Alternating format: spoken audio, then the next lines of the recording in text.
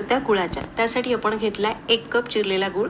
यामध्ये घालायचे 1 कप पाणी. गॅस चालू करू आणि गुळ विरघळेपर्यंत याला ढवळून घेऊ. हे बघा, मिनिटातच गुळ विरघळला.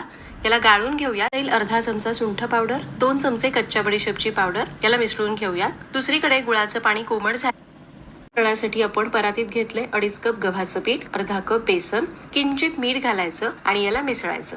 आता 3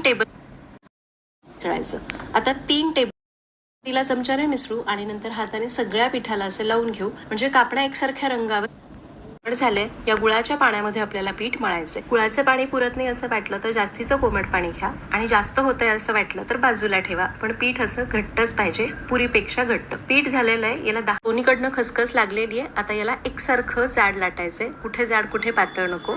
हे बघा, असं आकारामध्ये कापायचे आणि यावरची नको. यामध्ये कापण्या मावतील एवढ्या टाकायच्या. हे बघा, खूप गर्दी करायची नाही. सगळ्या कापण्या टाकून झाल्या की गॅस कमी करायचा आणि मंद आचेवर हलक्या तांबूस रंगावर, म्हणजे बिस्किटासारख्या रंगावर तळून घ्यायच्या. आहा, माझ्या घरवर आकार तळणीचा मस्त घमघाट सुटलाय. आणि हे बघा, कापण्या तळून झालेल्या आहेत. किती सुंदर रंग आलाय बघा. आणि त्यावरची ती खसखस, आहा, सुबक दिसतीये ना.